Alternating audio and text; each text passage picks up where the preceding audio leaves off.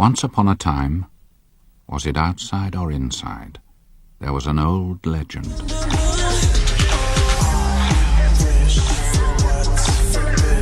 A few days ago, I stumbled upon a clip from a movie on TikTok.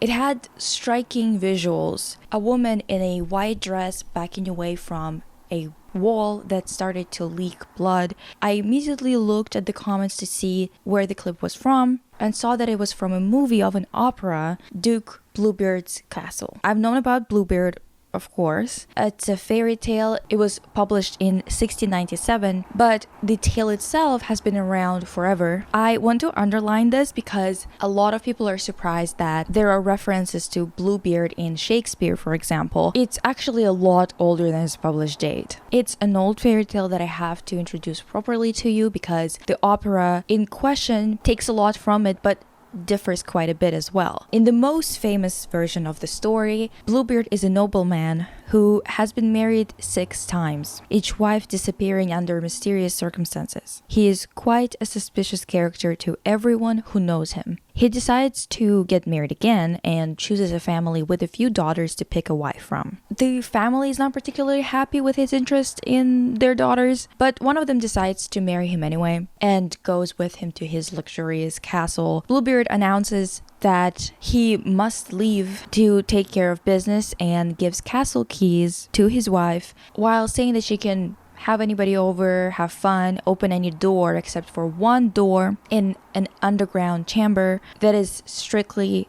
off limits. She invites friends over but is unable to forget about that room and leaves to open it. She opens the door and sees that their room is flooded with blood and the 6 bodies of ex-wives hanging on hooks from the walls. Horrified, she drops the key in the blood and gets it stained. She tries to wipe it down. She tries to wash it. But the key itself is a fairy that's friends with Bluebeard. I don't know why a fairy would be friends with Bluebeard, whatever. And the stains cannot be removed from it.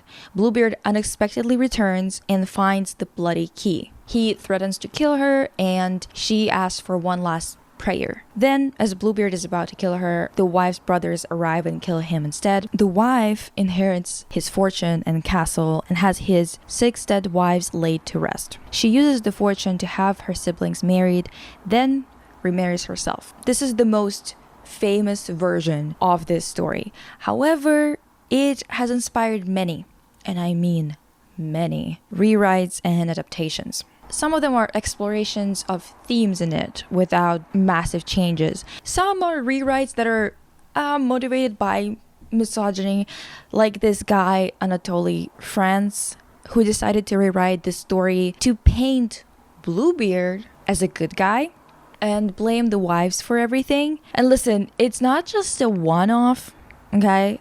This has been a huge trend. There are reasons as to why so many people tried to change the story, even more than Charles Perrault did. And Charles Perrault is the guy who actually published it for the first time in 1697, right? One of the biggest reasons for it is the moral that this fairy tale was supposed to teach kids. Because of Perrault's version of the story being so popular and influential, his moral of the story became the moral of the story. He is not subtle about it at all, honestly. To start, he literally writes a coda at the end of this fairy tale, writing, "Curiosity often brings with it serious regrets." On top of this very clear statement of what you're supposed to learn from the story, he also insinuated that people didn't like Bluebeard because of his looks, because of his beard being blue. Even though people knew that his wives disappeared, we're supposed to believe that he is disliked because he's seen as ugly. I mean, okay. He also manages to write in how rude it was for her to leave her friends and guests to go and open the chamber, as if he himself doesn't know what she will find on the other side of the door, and how incredibly justifiable her curiosity is actually gonna end up being. Curiosity itself is condemned over and over and over again by many authors. After Perrault's version came out, Ludwig Tieck, who wrote in the late 18th century, early 19th century, decided to keep the story the same but underline curiosity as the real sin in this story. And you guys, I wish I was kidding, okay? But Bluebeard's wife accuses herself of damned curiosity, okay? While literally looking at the 6 murdered women lying in their own blood. Okay, yeah, it was curiosity. And Bluebeard himself agrees, of course he does. Wait for it. Saying, and I quote, okay? "Cursed curiosity. Because of it, sin entered the innocent world, and even now it leads to crime. Ever since Eve was curious, every single one of her worthless daughters has been curious. The woman who is curious cannot be faithful to her husband. The husband who has curious wife is never for one moment of his life secure. Curiosity has provoked the most horrifying murderous deeds." A serial killer blaming the entrance of sin into innocent world on someone who just opened the door and saw the bodies. That's so insane that I don't even know what to say, honestly. A Scottish version just straight up put the story of Bluebeard, or the effects of female curiosity, in their version of the story title. Oftentimes when the story of Bluebeard is discussed by critics, or honestly just mentioned briefly in the past 3.5 centuries, it is always presented as a tale of succumbing to temptation. Bluebeard's wife is likened to Eve. It is extremely disturbing that so many authors and other artists have read this story and didn't feel like the crimes that have been committed against those women were a lot more severe than the female character's curiosity. It genuinely shows how sick and rotten to its core our culture is. If this doesn't make you feel really gross, I don't know what to tell you, honestly. Fairy tales oftentimes praise being smart or listening to your gut. Sometimes they even think that stealing and lying is cool, even something to learn from the main character. Of course, the character is always a man, but that just goes to show how logic and consistency don't go together with misogyny or sexism of any kind. Having a functional mind is inseparable from having a functional empathy. Not having an ability to comprehend the severity of actions when weighing them against each other should ban all of those authors from writing and publishing their nonsense, and a few other things, honestly, like being around normal people or being a judge. Not running for president though, because even criminals are allowed to do so as long as they're rich, of course. It's also interesting that curiosity is portrayed to be the same as disobedience. Everything gets rounded down to the closest denominator of whatever idea the author is trying to sell as the moral of the story. And don't worry, if you don't get it, they will write it in one sentence or less right after the tale, just so you get that when a murderer wants to conceal their crime scene, they should be allowed to do so. Because they told the law enforcement not to be curious Eves and open locked doors after 6 people go missing in their castle. Like, what do you not get about that? Anyway, the opera is a very famous version of the story, and the one that I'm going to be talking about today is an adaptation of an opera in a film form. The film itself is from 1988, and it is extremely gorgeous. Definitely worth watching if you're into art direction and if you love movies that look like every scene, every frame could be a painting. I ran into the same clip on TikTok, Instagram, Pinterest, and decided that honestly it must be a sign that it's time for me to talk about Bluebeard and go into some deep cuts, read more analysis papers, watch an adaptation or two, see what else I could find. I always wanted to do it anyway, so it's a perfect excuse basically. Now I want to introduce you to what happens in the opera version, and I want to show you the beautiful visuals that have been created in this movie that was made in 1988. So those of you who haven't seen the clips making rounds can get the full picture. First and foremost, this opera has been written a while ago in 1910. It was revised in 1912, and it was made by two Bélas. Okay, both guys, their first name is Béla. One of them is Béla Bartók, another one is Béla Balázs. This opera begins with a short introduction. The curtain of our eyelashes opens. Where is the stage? Outside us or within, lords and fine ladies? Outside or within. Right away, we're presented with an idea that there are many possibilities of where this opera is taking place. Just metaphysically speaking, everything moves quite slowly, to be honest, but since the set design is gorgeous, you don't really mind it that much. We are introduced to our two and only characters, Judith and Bluebeard. It is important to note right now that, musically speaking, these two characters represent very different things.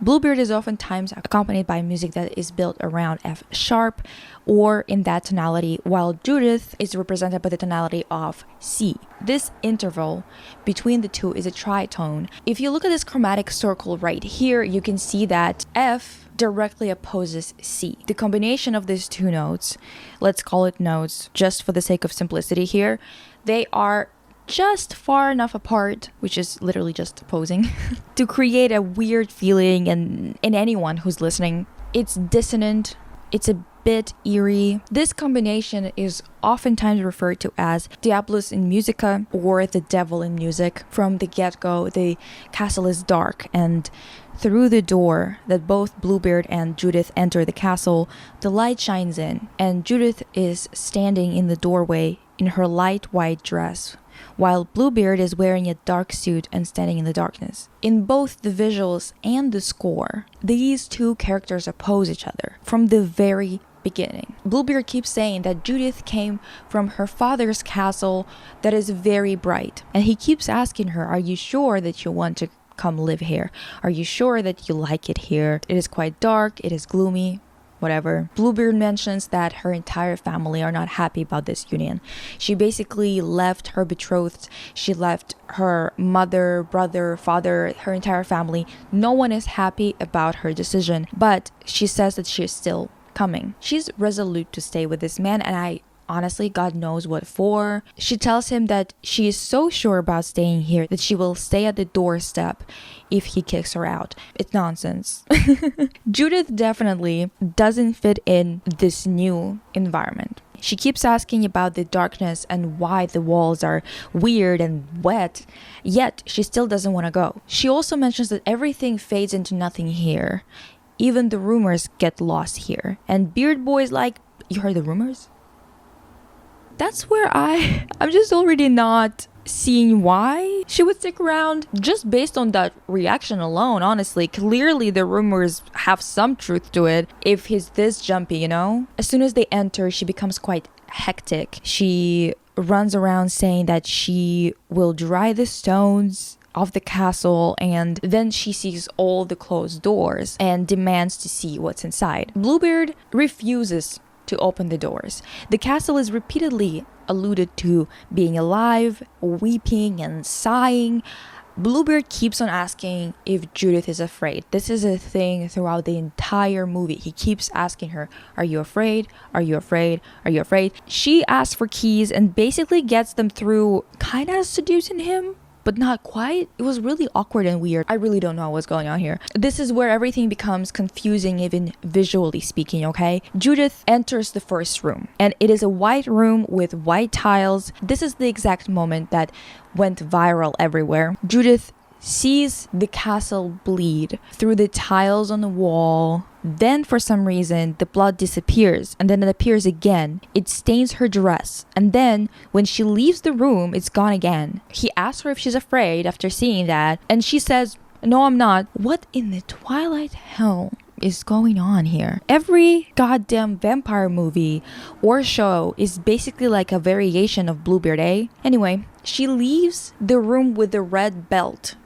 or sash around her hips, okay? The second door opens to an armory. Nothing special about it except the fact that everything's covered in blood. Yeah, as per usual. She leaves the room with armor on her waist on top of the sash, okay? And here I thought I was picking up something. Okay, I was thinking we've got red in the first room, we've got something orange in the background in the second room, we've got red sash that she put on in the first room, and then she puts on part of the armor in the second room. I thought we were, we had a thing going here. The third room doors open to his treasury. Once again, this movie looks gorgeous, okay? The set designers, they killed it. His treasures, they're covered in blood, as per usual. The fourth door opens to a beautiful garden with a lot of lilies, and I cannot pronounce this word properly. I tried so many times. Lilies. Bitch, I can't, honestly. And for some reason, Judith is not wearing the sash and the armor that we just saw her wear. I don't really know why that is the case. I can come up with a few explanations for it that would be just wild speculation, to be honest, because, well, I thought that we were going for a metaphor here, and I feel like this is definitely intentional. I don't think that it was a mistake in any shape or form. But if they tried to connect the rooms in one way or another, this definitely gets kind of lost in translation. She takes some flowers, she puts them in a vase with water. The water turns red because turns out the ground that grew those flowers is full of blood. He opens the next door himself. As he demands for Judith to love him, he shows a map of his kingdom or his domain. Then Judith notices that there is a red cloud over it. And let me tell you, they really killed it at making a few stones look pretty good. Like, pretty cool, actually. Put some fog machine, did their thing, and it looks pretty good, actually, good for them. Now Judith demands to see the rest of the doors open. Before, she was asking for it, and she was saying that she was going to be gentle about opening them, all that. Now she is demanding it, and she seems to have changed her attitude to a more solemn one. She opens the door, and behind it is a pool. It turns out to be a pool of tears. She asks Bluebeard, whose tears are those? And he just keeps on saying, tears, Judith. Tears, they're tears. And it's so funny because she's literally just asking whose tears those are. And he continuously just says, tears, Judith. So sad, just tears. Okay, girl. Hell. He continually tells her to not ask any questions and kiss him. She tells him that she wants to know who he loved before. Was she different? Was she beautiful? He continues to tell her not to ask any questions. She tells him that she knows what's behind seventh door, and she wants him to open it. Of all the blood that she saw, she knows that she's going to find the missing wives, and she says that the rumors are true. He responds, they are true. He opens the door, they walk in. She sees 3 wives. All of them are animated, so technically speaking, they are alive. She states so herself. However, they are chained to the walls. They are like a form of an effigy. It is very creepy and unsettling, and it is quite a plot twist for anyone who was familiar only with the original Bluebeard, right? They are dressed in symbolic outfit that represent the time of day he met them and what they represented in his life. He continues to say that they are the ones who created the treasure. They are the ones who watered his flowers. They are the ones who created the pool. So he tells Judith that all the blood is theirs and it created all the value, all the goods in this castle. They made him as rich as he is, have as much power as he has. Yet they are chained in here. He says that everything that Judith saw belongs to them. Yet they are chained to the walls of that place. He is explaining things that are unique about each of the women. And it is such a funny moment because, I mean, technically it's not funny, but it just really made me giggle because every time he would show his wife or ex-wife, whatever, and tell Judith something about her, Judith would say that, oh, she's so beautiful, I look like I'm wearing rags to compare to her. And then she would come up to the next one and be like, oh my god, she's so rich and I'm so poor. Oh, she's rich, richer than I. Girl, what are you doing? You should be running. what is going on? As soon as Bluebeard starts speaking about the fourth gown, which is going to belong to the wife that he found at night, Judith realizes that he's talking about her, and she tells him to stop. She tells him that she's still here, which is a really interesting thing to say in this position, as if the wives are not right there as well. It's quite strange because it looks like she cannot really move unless he tells her to or gestures her to. She's very, very different to compare to the beginning of the opera, where she was very mobile. She went wherever she wanted. She was kind of a bird in the room, flying from one corner to the next frantically. She gets chained as well, and Bluebeard leaves, sits down in his chair once again, and the castle gets dark. The opera begins in F sharp, moves to C in the middle when the castle is full of light, and returns to F sharp and darkness at the end. It is basically back to the beginning, visually speaking and musically speaking.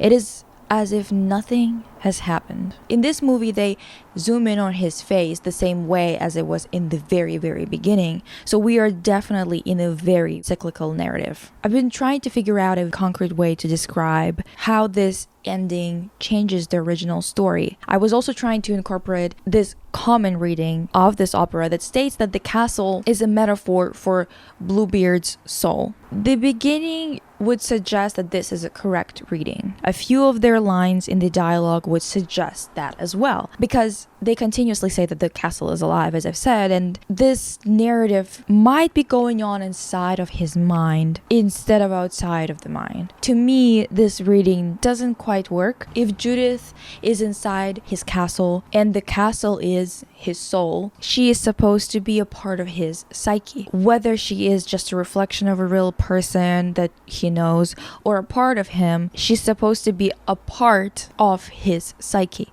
This type of reading would confuse the narrative entirely, because Judith is definitely treated as an intruder this entire time. Musically and narratively, she is compared to light, while Bluebeard is darkness. She's trying to let light and wind and movement and life into the castle, while Bluebeard wants the exact opposite. She is demanding the keys to the locked doors that Bluebeard doesn't want to provide, which would imply that she is an intruder, because why would his psyche not be aware of his own past?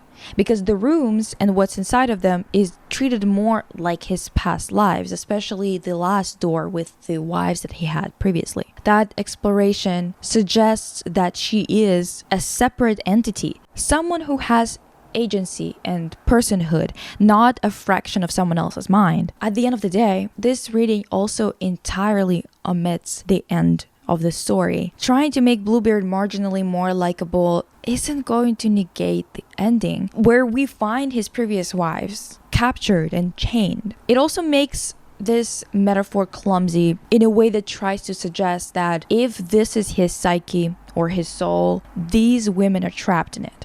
Now, considering that Judith was a person with a lot of agency at the beginning of the opera, to compare to her at the end, where she can only protest verbally, it's practically impossible to make her into a figment of imagination. It looks like it's more of a reflection of a physical world that is highly fragmented in order to be a lot more abstract and metaphorical, relying on surrealist ideas in visual sense, not necessarily narrative sense. To me, this opera is about cyclical extraction of free labor. It seems to me that all the doors that she's opened were doors to things that she also wants to have a part in, things that only he is privy to, things that he has the privilege to participate in: wealth, ownership, determination, appreciation of beauty, and possession of it, all the things that women were not allowed to have or are not allowed to have. This is why I believe that at the end, the women that we see are dressed in all these jewels and presented in such a beautiful way while being chained and kept behind this door. This is why I think that this monologue at the end makes a lot of sense, since he admits that all of these women were the ones who got the wealth, who built his castle, who grew those flowers with their literal blood, sweat, and tears. The cycle that's presented in this opera is a cycle of beginning with a partner, working together with them to build something. And then after wasting their energy to an extreme, basically keeping them chained to you because they can't move anymore and their energy has been spent. They are still there, but he can move on to the next partner who is going to once again build up the next part of the castle. I don't think it was entirely intentional though on the part of the authors. I think that many parts of this have been built around ideas that are quite misogynistic. This is a guess instead of an assertion, mostly because of how it ends and what it means to change it to this ending as two male authors. This is the reason why the story was changed so drastically from the original. The original technically presented a story that was satisfying. Of course, many people weren't happy with the story itself, but at the same time, it was just. A person who was a criminal, a person who was a serial killer was punished, and a person who he was going to kill ended up on top. This is basically the definition of a horror story that ends well, right? Everyone loves to see a survivor at the end of a horror movie.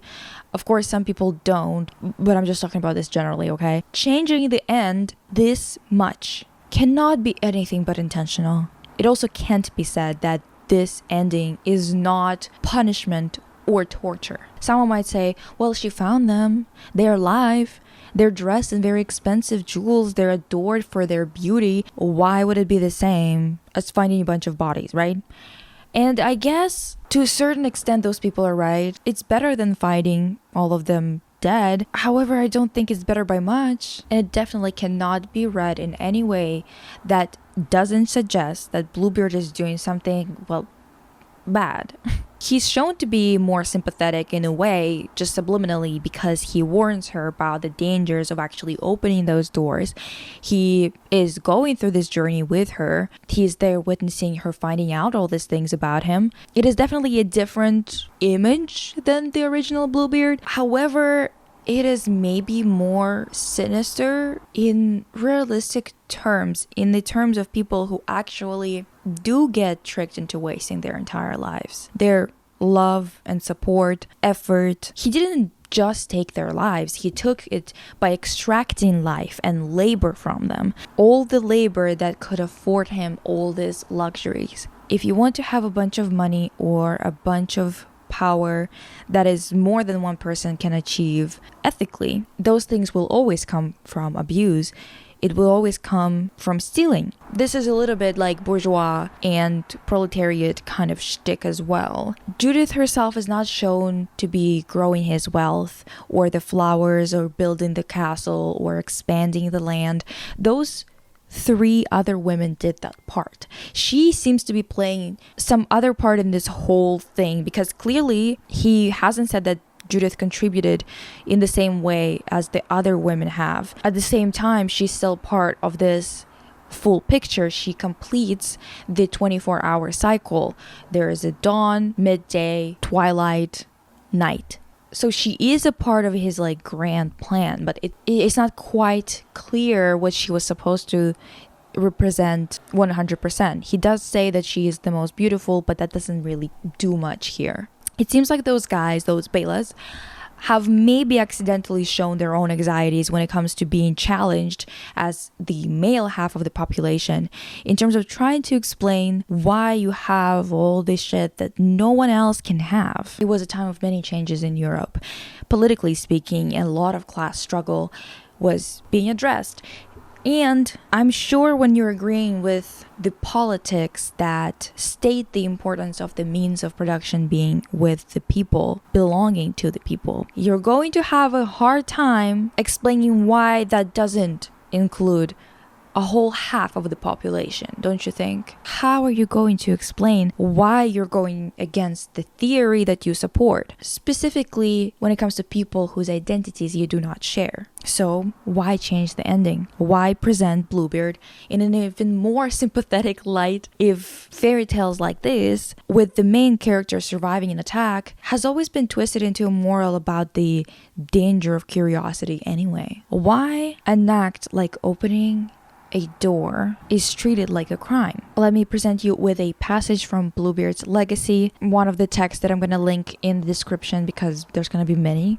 One powerful cultural idea fix of the phallocentric imaginary that we need to interrupt is that women are dangerous, fatal even to men, either through their sexuality or, as importantly, through their curiosity and desire to understand something beyond the pompous surface, to deal in interiorities and fragilities of human needs, loves, and fears. The notion of the femme fatale has become embedded in Western patriarchal culture through a variety of myths, legends, stories, and their constant recirculation through visual, dramatic, and musical representation, in which the idea itself acquires the added powers of all the aesthetic effects that each of these arts can create to delight, move, or overwhelm us by their beauty or their magisterial order. Where are the images, stories, myths, and legends that incarnate and warn us of the much more widespread fact of the homme fatale? Amidst all the elaborate figurations of feminine sexual danger, Lilith, Salome, Cleopatra, Judith, Delilah, Eve, Morgan Le Fay, to name but a handful, and note their oftentimes ethnic otherness as Jewish or Oriental, there are almost no stories in the Western canon of comparable longevity or cultural resonance that register the much more sinister sociological and historical fact that women are systematically at risk from masculine violence and sexuality. The story of Bluebeard is, therefore, highly significant as a rare, if not the unique, representation of the figure of the homme fatale. Put simply, while statistics tell us the sad and banal tale of the regularity of male violence towards women and girls, cultural representations tend to make the murderous man exceptional, mad, or deranged. He will be represented as an outcast from proper men, the rescuers, the police, and other representatives.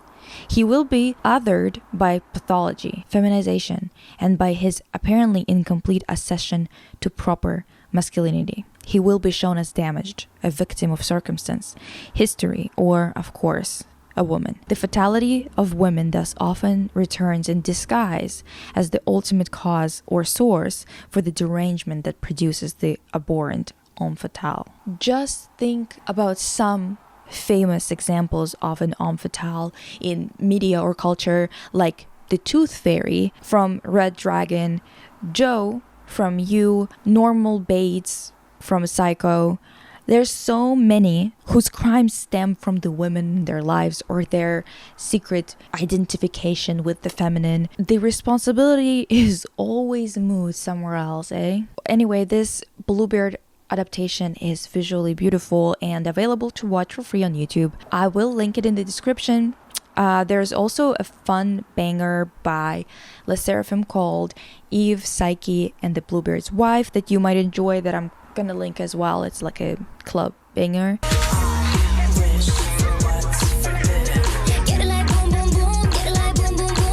Ask questions if you have any. I always try to answer questions about media and art related things in my art podcast. It's linked as well. Since many people can't find it, I'll tell you about it here. You can just click somewhere in the description. There's gonna be a link to it. It's called As If Contemporary Art Podcast. I will catch you guys soon. I'm working on a deep dive, by the way. That's why it's taking longer to make videos. Yada yada. Thank you for watching, and I will see you soon.